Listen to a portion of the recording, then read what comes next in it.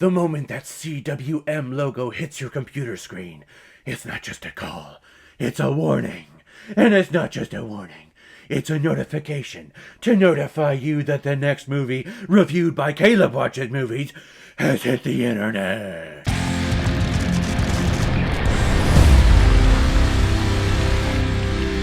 The Batman, released in 2022 and is directed by Matt Reeves, who has also directed such films like Cloverfield, Let Me In, Dawn of the Planet of the Apes, and War for the Planet of the Apes. And this film has an all brand new all-star cast of all of these classic Batman characters, starring Robert Pattinson, Zoe Kravitz, Paul Dano, Jeffrey Wright, John Turturro, Andy Serkis, the unrecognizable Colin Farrell, and Peter Skarsgård, which meets the bare minimum qualification of a movie actually being a movie. You have to have a Skarsgård in there somewhere. It has been 2 years since Gotham City has seen the arrival of the vigilante known as the Batman, and he prowls the city streets at night, fighting crime and taking on all criminals that he sees fit. This time, though, he goes up against the Riddler, who is starting to target many of Gotham City's high officials. There's the mayor, the DA, and a couple of mob bosses. And as Batman starts going down the rabbit hole of why he's targeting these people, he begins to uncover several dark secrets about the city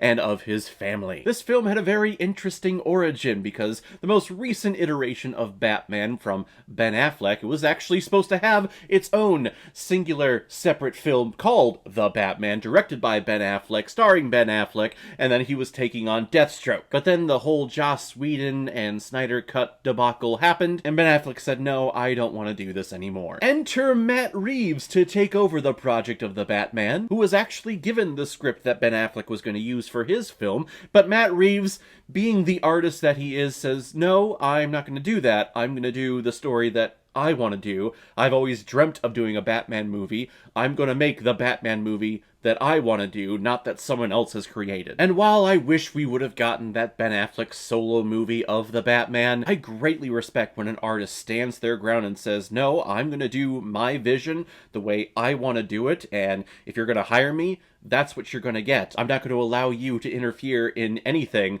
that I want to do. Do we have an agreement? Luckily for Matt Reeves, though, they said yes, something that they typically don't do, and especially when it comes to the Snyder area. But it's nice when the studio and producers back the director and the artist in what they want to do in their vision, because that's exactly what this movie is. It is 100% Matt Reeves' vision, and the second I heard that Matt Reeves was directing a Batman movie, I could care less as who was starring as the Batman, or what the story was about, who the villains were, did it fit into some grand multiverse or expanded universe. I didn't care, because Matt Reeves has not made a bad movie yet, and that streak continues with this movie, because this movie is one frickin' excellent tale. And I've heard many directors in the past talk about how they want to do Batman, but they want to do it correctly. They want to do it as a detective story. And yes, while some previous Batman films have had detective elements in it, they were not detective stories. This film is a detective's film. This is a film noir. The entire movie is told through Batman's point of view. We have villains out there like the Penguin and the Riddler and Carmine Falcone, but we're not cutting in between what Batman is doing and what the villains are doing for world domination. We stay with Batman the entire time, and we follow his process of examining a crime scene. How he examines a crime scene actually is awesome. He has these high-tech contact lenses that he wears that record everything. Wherever he looks, he's recording so that he can go back to the Batcave during the day and rewatch everything and look for small little details. That is Batman! I love it! There's a reason why Ra's al Ghul calls Batman the detective. And here's the example why, is this movie. And I know he got a ton of heat and a lot of grief when he was cast as Bruce Wayne and Batman initially, but Robert Pattinson is a fabulous actor. You get away from all the Twilight bullshit, you look at all the stuff that he's done since then, he has been tremendous, and it has culminated into an amazing performance here. And I've seen some other critics, especially on Rotten Tomatoes, talk about how this film is not fun, there's no humor, where's all the brightness? Where's the fun? Hell, it's a comic book movie. Where's all the fun? When you are a depressed soul like Bruce Wayne and you devote yourself to prowl the streets at night for 2 years straight, you would look like this. You would look as pale as Robert Pattinson does in this film. He would wear sunglasses during the day at morning breakfast, if he eats breakfast at all. You can tell that this guy is not all there in the head. And you know what? That's who Bruce Wayne is. That's the story of Batman. Batman is not fun. Could he be fun? Yeah, sure. But the origin of who Batman is really sad. It is a tragedy, and that's what this movie is. It is dark, it is bleak, it is sad, it is traumatizing. And Robert Pattinson just fits perfectly into this whole aesthetic. Not to mention, this Batsuit is actually really freaking cool. I like the geometric modern take on the Batsuit and the chest plate, but you can also tell that this is a suit that is a work in progress. It is going to evolve over time, and hopefully we get 10, 20 different sequels and spin-off TV shows that involve Batman in this universe. Oh, please, dear God, let that happen. And Colin Farrell is unrecognizable as the Penguin. He was fantastic. Yes, he had a bunch of prosthetics on and a fat suit, but seriously, you cannot tell that it is him. His voice doesn't sound like Colin Farrell. We were driving home and I told my wife that I thought Colin Farrell was great, and she looked at me and said, was Colin Farrell in this movie? Telling her that he was the Penguin, her mouth dropped like, what? That was him? Holy shit! And Paul Dano has a very fascinating and interesting take on the Riddler. He's definitely not the flashiest version of the Riddler that we've gotten on screen with Frank Gorshin in the 60s, and then, of course, the classic Jim Carrey performance in the Schumacher cut. And Paul Dano's Riddler is actually intelligent in this movie. Like, the riddles are actually pretty clever, and he has ciphers and hieroglyphics that he leaves around as clues. That's what the Riddler should do, especially in a modern-day sense. Not like in the 90s when he gives you a very caricature-y card saying like, on my face you won't see 13 anyplace. Who doesn't know that's a clock? This Riddler goes much deeper, and the answers at some points is actually very graphic, and I like that. And even the side characters played by John Turturro and Peter Skarsgård, they're barely in this movie, but the amount of time that they are in here, you feel the impact, and you feel their character's presence throughout this entire movie. I would say the one performance that wasn't terrible by any means, but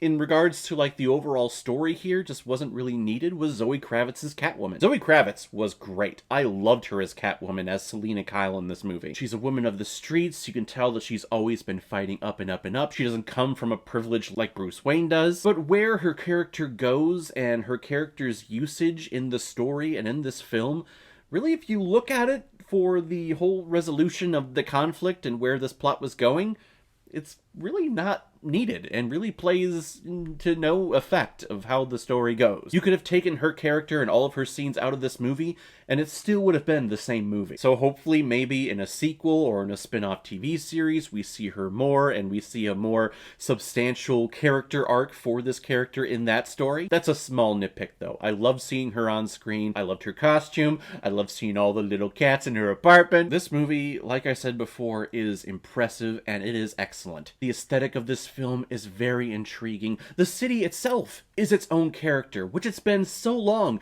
since we've had an iteration of Batman where Gotham City plays a part in the overall narrative and is its own separate character that is evolving and making choices against the Batman or against one of the villains. It's basically New York City too. Like, basically it's New York City, just take out New York and put in Gotham. Like, there's Gotham Square Garden in this movie, but it's great. I love this and I want to see more just of this world alone. You can tell this city's been through the ringer. Whether it's through crime, through corrupt cops, through corrupt politicians, this town has seen some shit. And I want to keep seeing that shit because this movie, again, was awesome. Batman has some amazing gadgets in here. There's a moment where you can tell it doesn't seem like he's been up high very often, where he is running to the top of a skyscraper or a really tall building, and he comes to the edge, and he has a moment where he goes, whoa!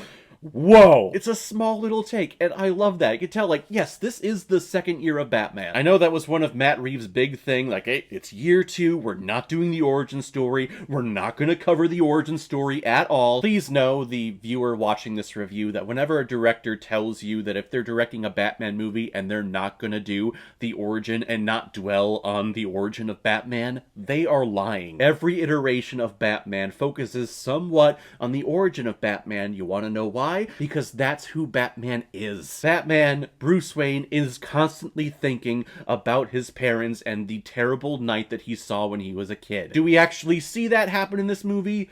No. But gosh darn it, we talk about it a lot. Again, another small little nitpick of just the publicity going into this movie and talks from Matt Reeves about how, nope, we're not doing the origin.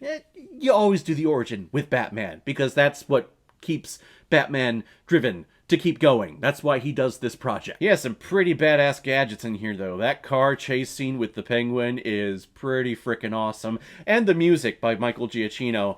I mean, you go up against Danny Elfman and Hans Zimmer and all these classic Batman themes that we've had over the many decades of this character. You almost think it's impossible to top them. He could have easily topped it. I have not been able to get the Batman theme song out of my head since listening to it. Dun, dun, dun, dun, dun, dun, dun, dun. This movie is excellent. It is 3 hours long, so prepare yourself, but I was intrigued the entire time. It did feel like it kept going when it could have stopped a couple of times, but again, that's with the director. If the director wants to keep telling the story, I say go ahead and let them. I could have sat there for another 10 hours to watch more in this universe, like I've been saying. It's only 3 months into the year, but this is easily towards the top of my list of comic book films, towards the top of my list when it comes to Batman films, and just films overall that have come out this year that I've reviewed on this channel so far. I'm gonna give The Batman 4.5 out of 5 Blu-rays. It's good. It's good.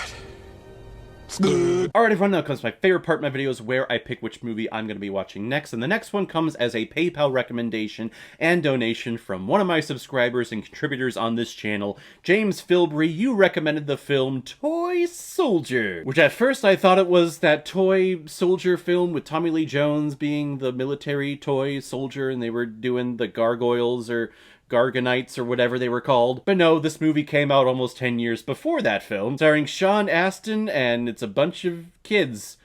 I have never seen this movie, I'm sorry. But I'm going to check it out next time. So guys, have you seen The Batman? What did you think about it? Or if you've never seen it before and you stumbled across it because of this video, then comment below, let me know what you thought about it. And as always, if you like what you see here, if you like my take on movies, then hit the subscribe button and make sure you hit that bell. See you all the next time I'm releasing next movie review. So guys, I will see you next time on the channel, but in the meantime, be well, be good to each other, and go watch a movie.